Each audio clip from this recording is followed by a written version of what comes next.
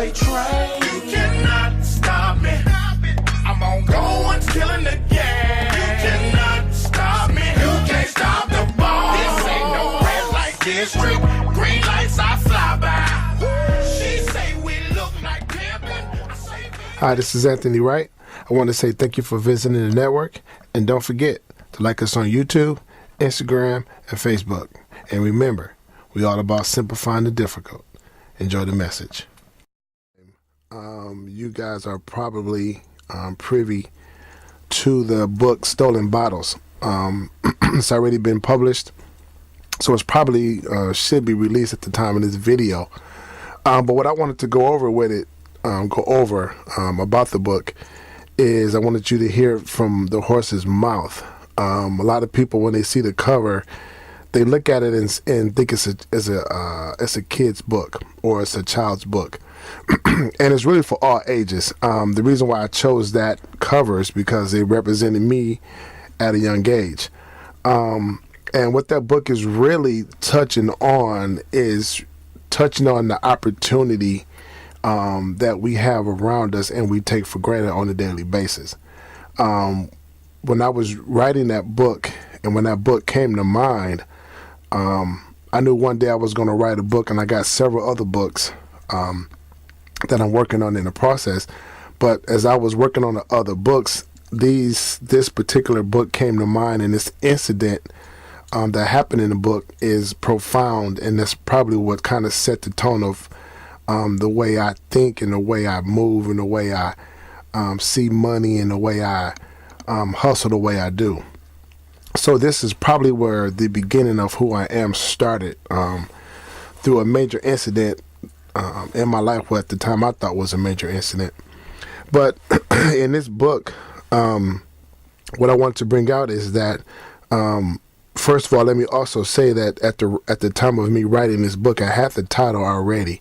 And when I was starting this book, the miracle behind it is that I only remember 30% of this book.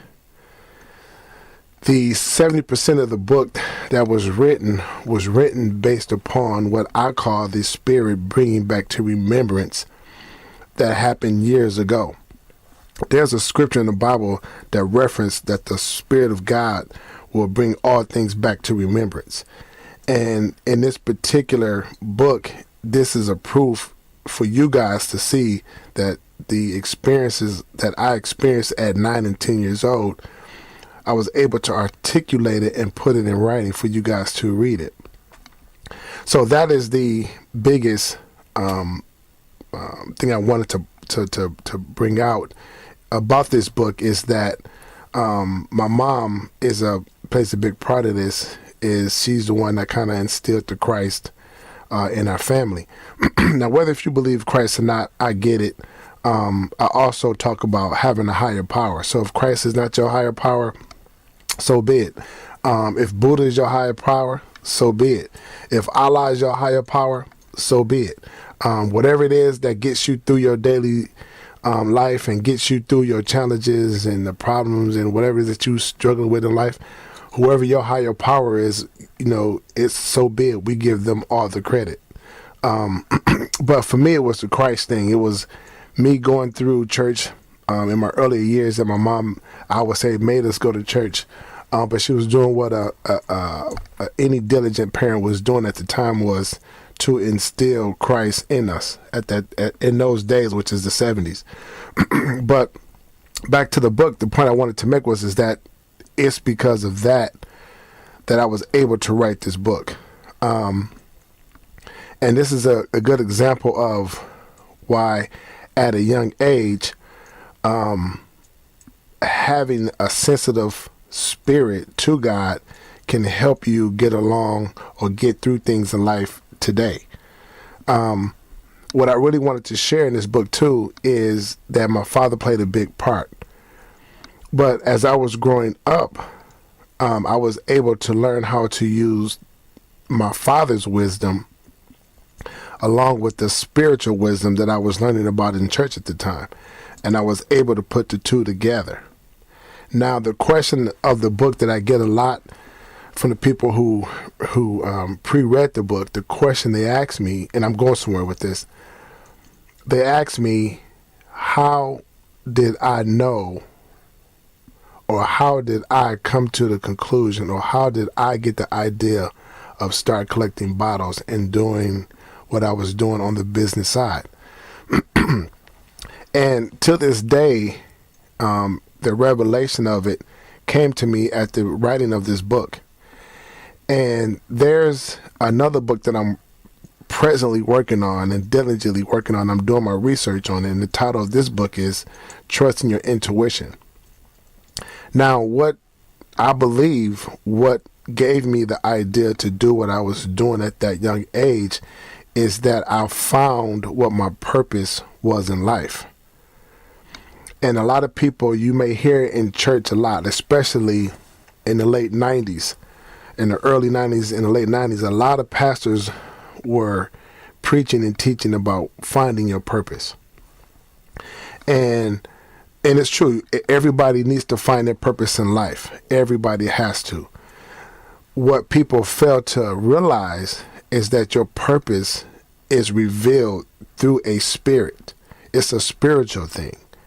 And it's something that has to take place spiritually in order for you to be able to act on it.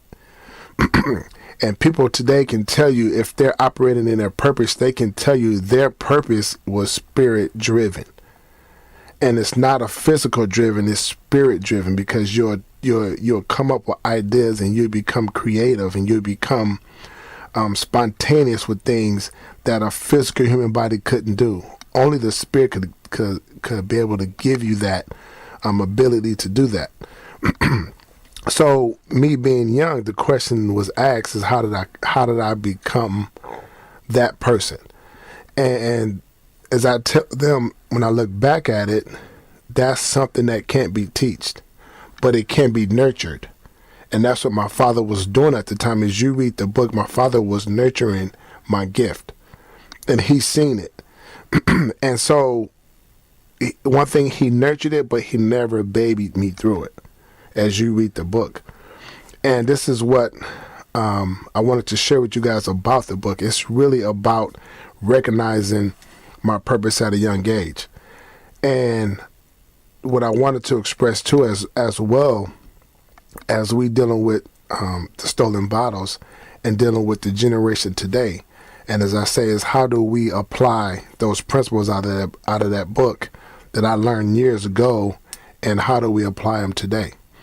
And in reading the book, you will see the principles are applicable regardless. Principles don't change. Principle is a principle. It doesn't have to be altered or adjusted. It is what it is. And it's timeless. It's generationalist. A principle stays a principle regardless. And so what I also wanted to show was, getting back to what I was saying, is that when they asked me that question, what I wanted to see is, how do we apply that today? And one of the things that came to my mind as I was writing this book is that we have a lot of single moms who are raising boys today. And they're raising these boys based upon their physical and natural mother instinct. And what tends to happen is that you end up babying that boy to a point where he doesn't know what a man really is. And let me say this, I'm not saying that to blame you or to put a blame on you, because the original blame comes from the father.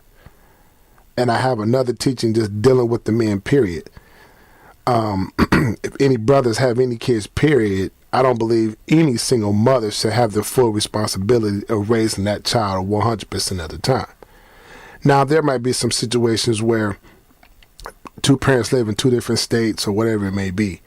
I'm not saying that. Sometimes those are the issues, but at the end of the day, the father needs to be involved at some point.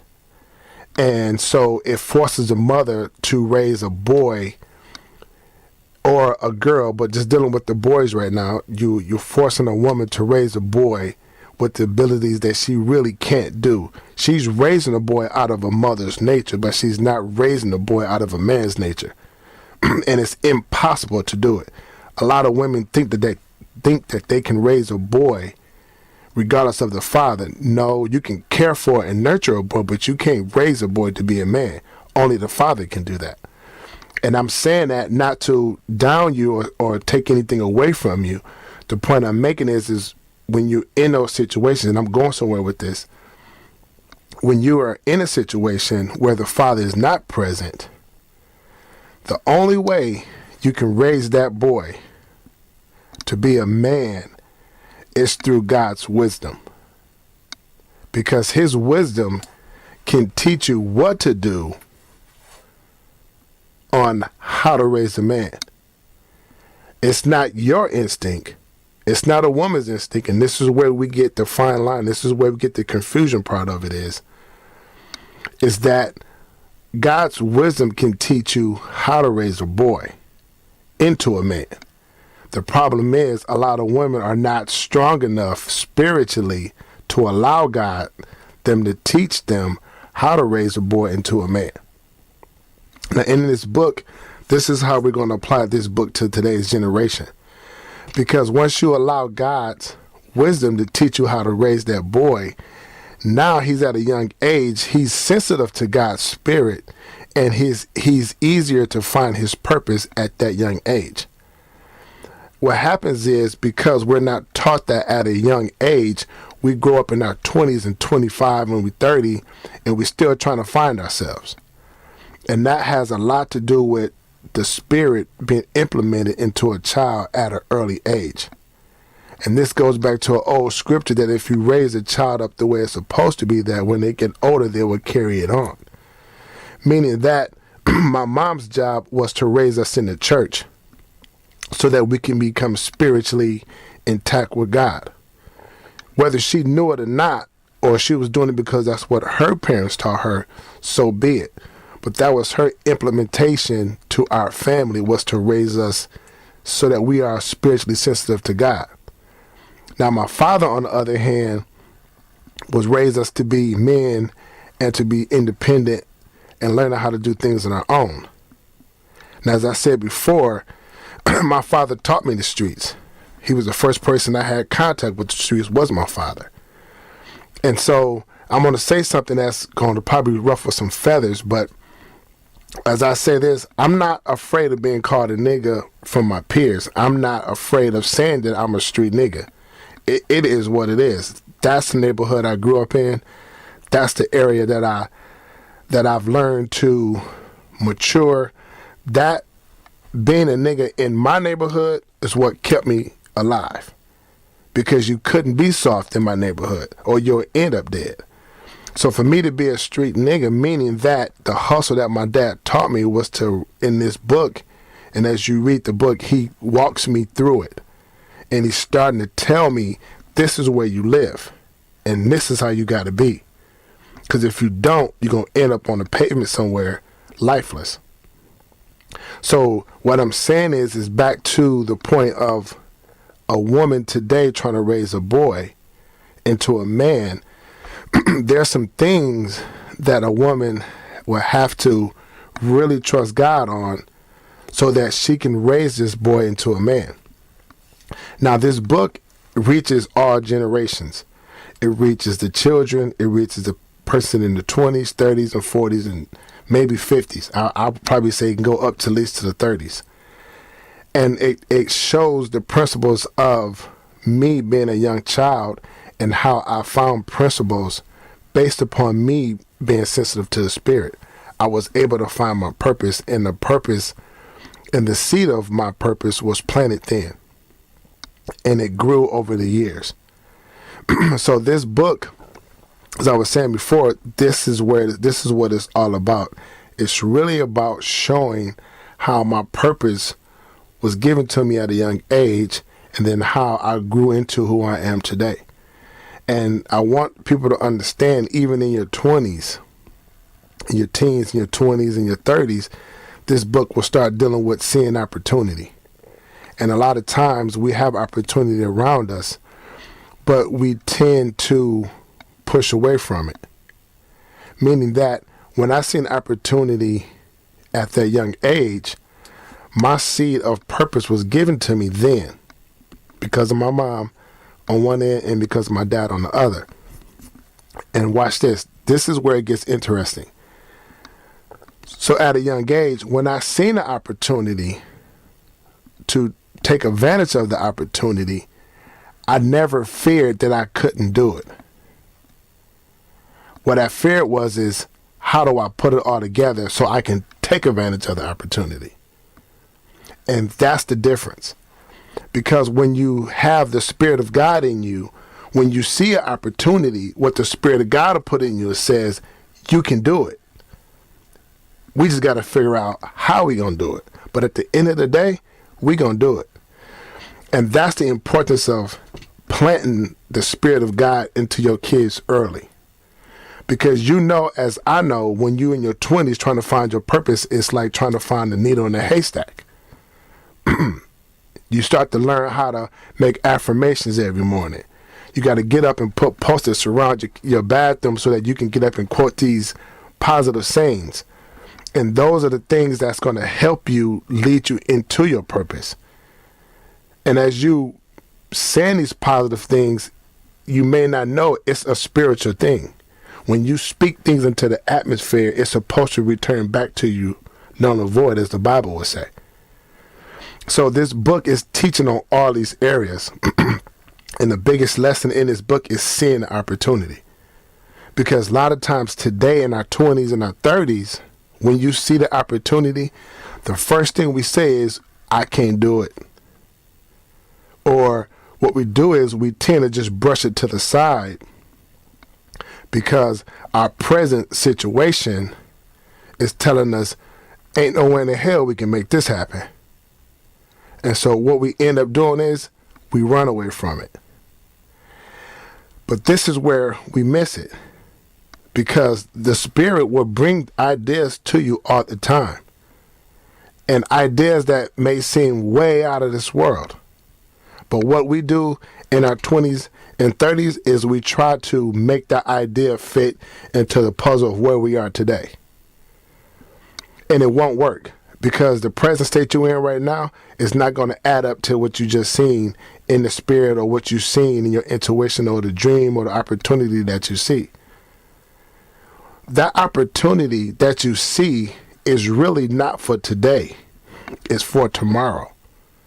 The opportunity, when you see it, is really putting up a seed into you so that it's up to you to water it so that you can work your way up to the opportunity and capture it.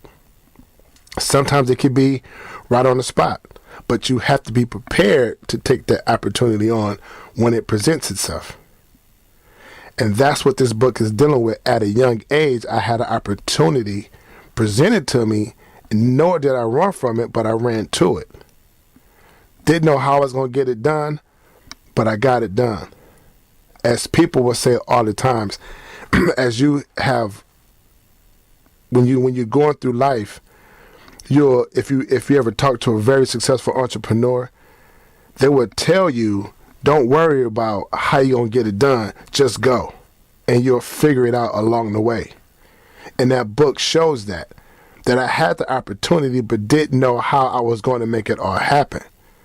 But because I kept going, God was able to show me. And I say God because that's who I felt at the time was showing me this, because my father couldn't do it.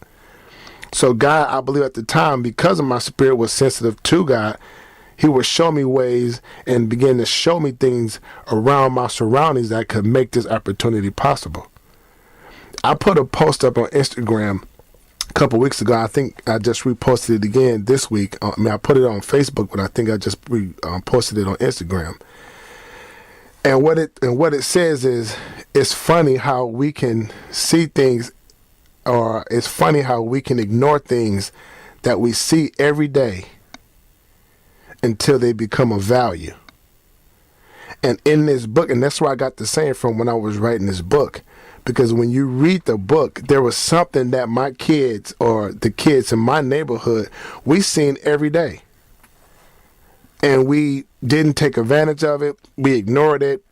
And it didn't become of value to me until the opportunity presented itself. And that thing, when you read the book, that I kept seeing every day, it became a value to me to do what I need to do to make the opportunity work for me.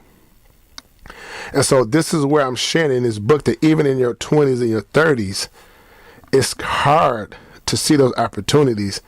It's hard when you see those opportunities to even to go after them. Because right now, our present state saying we don't have the funds to do it, or we don't have the money to do it, or we don't have the resources to do it. And this is where we miss it. This book is showing you that when you see the opportunity, it doesn't necessarily mean you got to go get it today. What the opportunity is what you have to see is you have to see the opportunity, take a hold of it, and go home and meditate on it. Don't cast it down. See the opportunity, see what the Spirit is showing you that's available for you to have. Hold on to it, go home and meditate on it. And as long as you meditate, meaning take some time in a quiet space and just focus on it, and just keep working your mental towards it, there's things in the natural that will help you get to that opportunity. And it'll give it to you in pieces. And then you'll start to build on it. And once you build on it, then eventually you'll end up getting it. And so this is the reason the book is written, is to show that when opportunities in front of us, it's not necessarily doesn't mean it's for today. Because in this book, when the opportunity presented itself to me, I had no resources at all. But when I look back at it, it was a powerful revelation as I was writing the book. And this is why it's so important to instill the Spirit into your kids early, because when I was able to write the book, I was looking back and going, now it makes sense. Because when I was writing it, God was showing me then, look at where you are and look where you came from.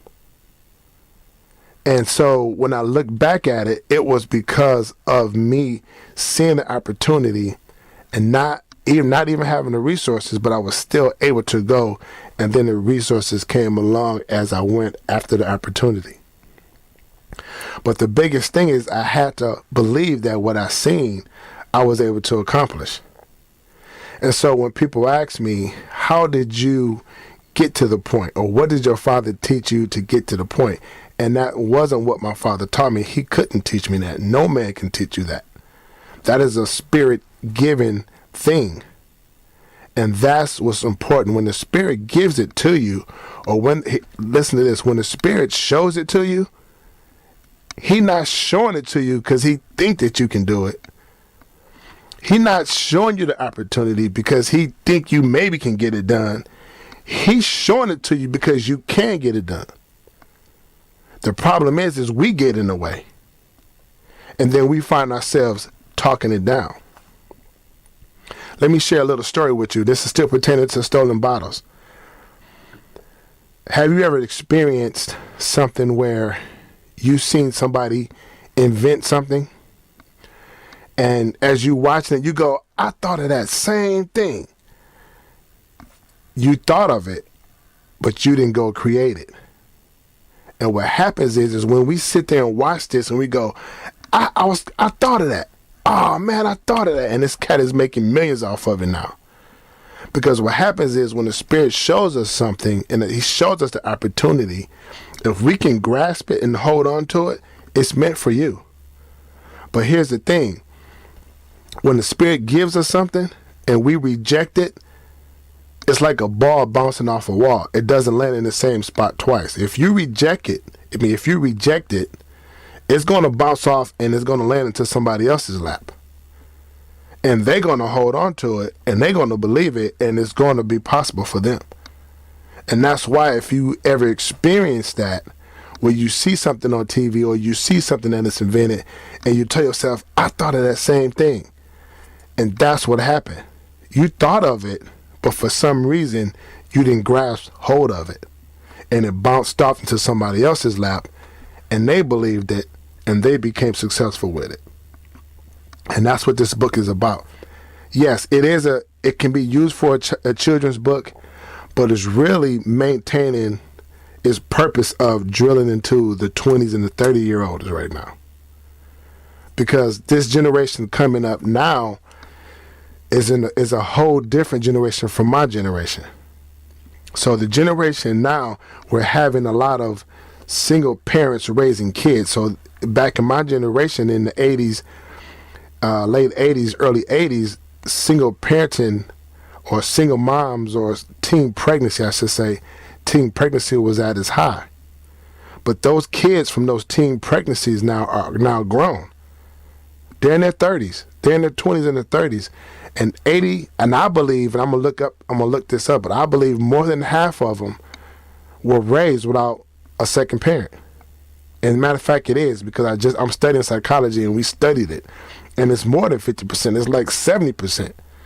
Of those kids born in the 80s, 70% of those kids was born without, or were raised without a father or a second parent.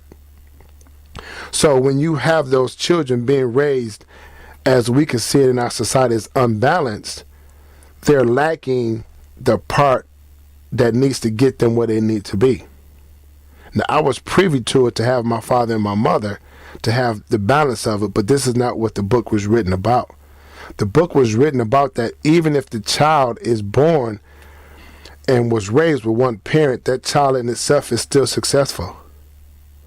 The thing is what's going to balance that child's life out is a higher power, whether if it's God, Buddha, Allah, or whoever it may be. But in order for that child to be balanced out, there has to be a spirit that has to be, I should say, there has to be a spirit, there has to be some sensitivity in that person's life so they can receive the spirit. Okay? Whether if it's giving your life to Christ or whatever it may be. But when you're in your 20s and your 30s, if you haven't found a higher power yet, if you haven't found Christ yet, if you haven't given your life to Christ yet, the time is to do it now. Because it's so critical to your success. Because a lot of times you're going to see these opportunities, and if you're not aware of what they are, you ignore them. And then you'll find yourself not being successful. You'll find yourself going in circles over and over and over and over again. And you wonder why you live from paycheck to paycheck to paycheck to paycheck. Now, I'm going to touch on something real quick and I'm going to end it there. But I talk about hustling a lot. I talk about being a hustler and about being hustling and hustling and being a hustler. But in this book, it also teaches on that. The fundamentals of being a hustler is really about my definition. When I say hustling, is meaning that I have more than one source of income. I grew up realizing you can't just depend on your job for a source of income. It can't be your only source of income, because the majority of the jobs today are not equipped so that you can live a successful, comfortable life. For my generation, is not. Them days is over. Now, when my dad was coming up, they could do that. And all of you guys know who from the Midwest, and especially in Milwaukee, that's where a lot of the factories were. In Milwaukee, we had a lot of factories back in the late 70s. Or I should say the early 70s or 60s, that a person could just go to work, get 40 hours, and take care of their whole family. But you can't do that today. And that's my definition of hustling. Is a hustler is someone who does not rely, who does not trust, and who does not depend on one source of income. So when you hear me talking about hustling, you'll see I got different sources of money coming in. Because from my history and growing up and being in my generation, you can't depend on a job. A job will close up tomorrow as fast as you get it. So in this book, it talks about that. And you will see at the age of 10 years old, I was in 3 jobs and didn't even realize that I was working 3 jobs. Because I was so young, it was just who I was. That's just the way it was.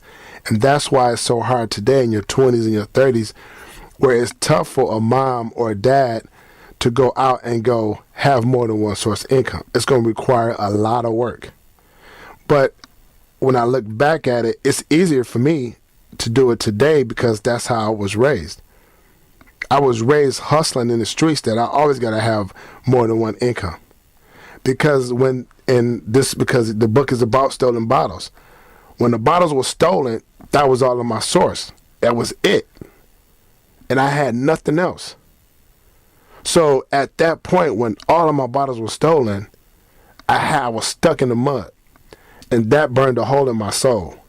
And as you read the book is not about the stolen bottles. The book is about what happens after the bottles get stolen. And that's what my father kicked in at. And as you read the book, you'll see where a man has to be tough on a boy, because there's no time for crying. So when you read the book, and I wanted to put a verbal on it so you can hear it from me, that book is just not about kids. It's about the 20s and the 30 years old. It's about that generation, and some of the 40s too as well. But I'm really digging in on the 20s and the 30-year-olders. But the book is to show you that even at 10 years old, that's where it started for me. So if you're in your 20s and your 30s and you're still trying to find yourself, that's why you can't find yourself, because you don't have the spiritual connection yet. And some of you have the spiritual connection because you're at the beginning stages of it. If you've given your Christ life and you've been saved for so many years and you're still trying to find yourself, it's because, and I can attest to this, it's because now that you're older, it's hard to ignore your present circumstances and what opportunity is showing you. See, opportunity can show you how to get out of your situation right now. But you know what most of you will say, and I'm not putting the mothers down, but a lot of you mothers will say, well, I got to take care of the kids, I got to do this, I got to do that, ain't no wonder where I can go do that too. And immediately we start talking negative. As I said before, when opportunity shows itself, our present state end up talking for us. I ain't got enough money to do that. I can't do that. I got the kids to feed. I can't leave the kids at home. I can't, it's always that. I'm using the mothers, for instance. Now, for the men, it's more prevalent in the men than it is the women, because the woman will find a way to survive some way, somehow. She gonna find some way to put food on the table. But the men are the ones that I got the problem with, especially in the 20s and the 30s. And I'm going to get into some of this too as well. This is what the network is all about. It's talking about life situations. But this book is really pertaining to the 20s and the 30s. When you got a man, 20 in the 30s, and you got kids, and you sitting on your ass and you ain't doing a goddamn thing, that's a problem for me. That's a real problem for me. Because there's no excuse for you not to try to make something happen. But now let me tell you this. Once you get out there and you keep an open mind and you see the opportunities, it can change for you. Trust me, it will change for you. Now, first I must tell you, you have to have some type of higher power, especially for a man. Because if you're not with the lady that has your kids, you're going to have to use some powerful, high-level wisdom from God to deal with it. Because a lot of you, what you're doing, you can't handle the pressure and you're quitting. And so you decide not to work so you don't have to pay child support. That's the dumbest thing to do. Because you just drilled yourself into a deeper hole. It makes sense to the natural, but it's the dumbest thing to do as a man. And so, and I'm telling you this because I was tempted to do it at my life when I got through a divorce. I'm barely making it, and it kept coming in with these child support payments. Yeah, it crossed my mind. It crossed my mind to quit. Man, I ain't paying no child support. Jack, that I ain't doing it. That was my natural reaction, but I knew something in me wouldn't let me do it.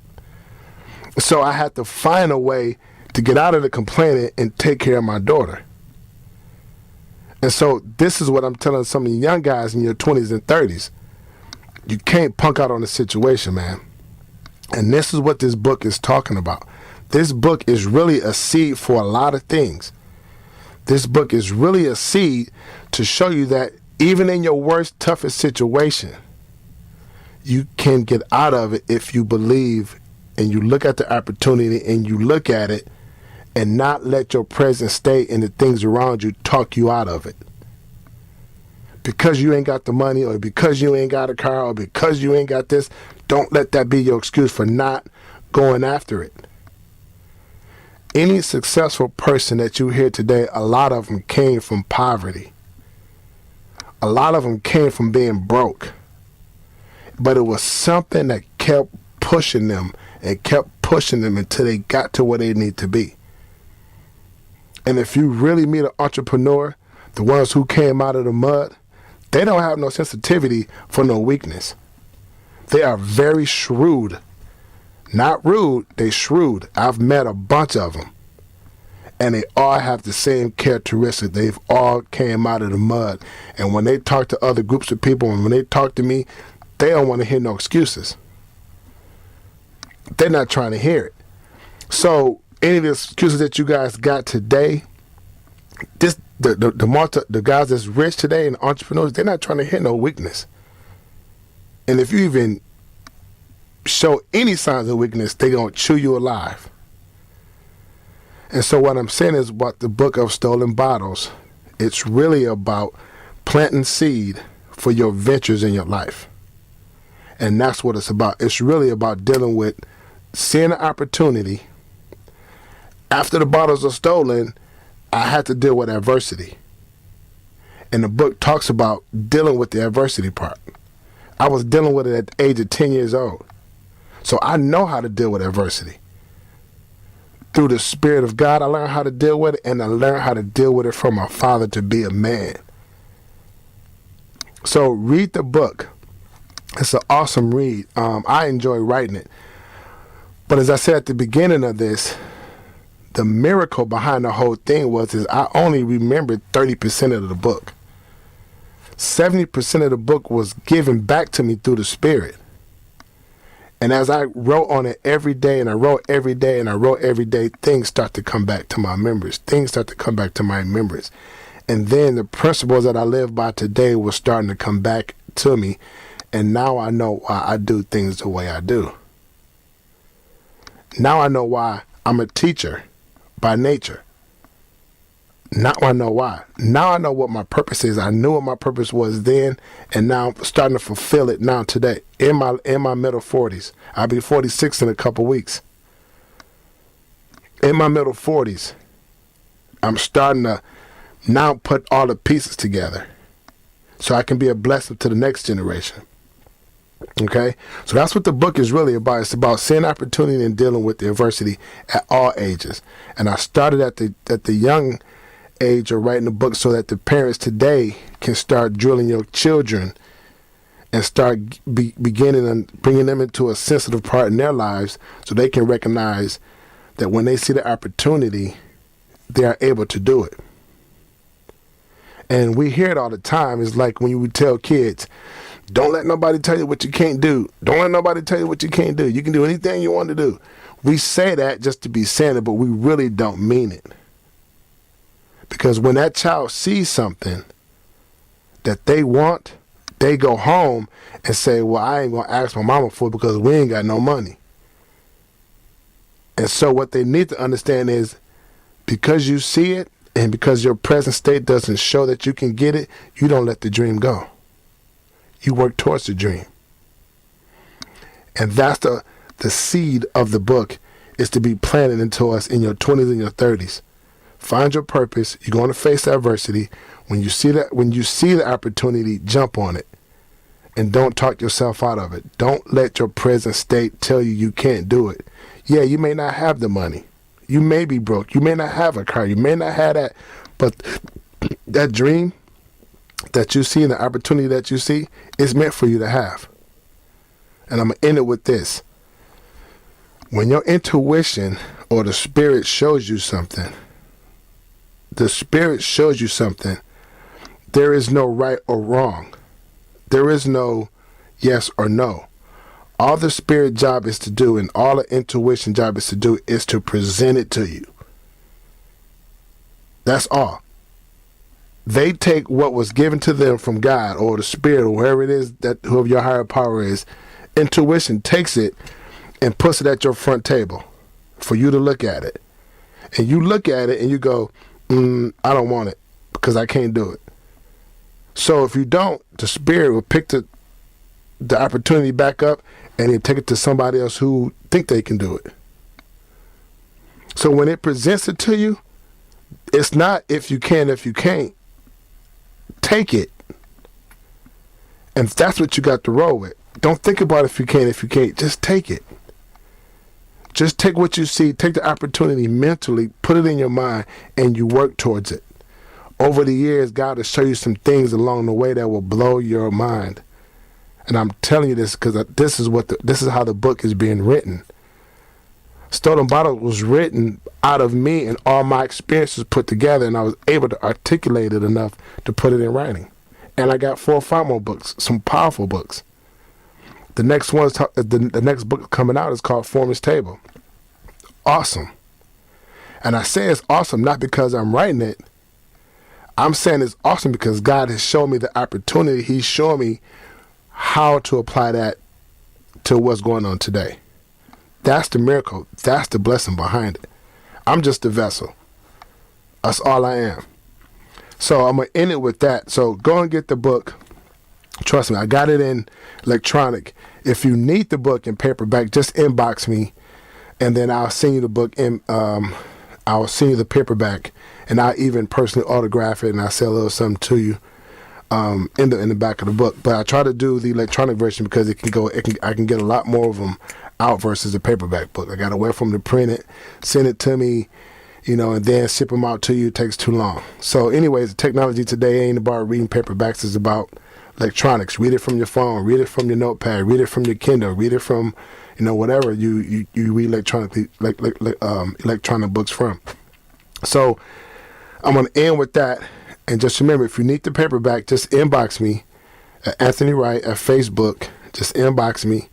Tell me you want a physical paperback book. I'll make sure I get it to you. I'll respond, tell you what it's going to cost, and we can go from there. All right. Thanks a lot. Later. Ladies and gentlemen, you are now tuned in to the very best of the Finzel, Washington's. You can't stop the ball like a runaway train. You cannot stop me. I'm on going, killing the game. You cannot stop me. You can't stop the ball. This ain't no red light district. Green lights I fly by. She say we look like pimpin'. I say baby, you can't stop the definition of a boss. Let me put you up on it. BOSS. Bread over sucker shit. Ain't too many left. All the real was doing.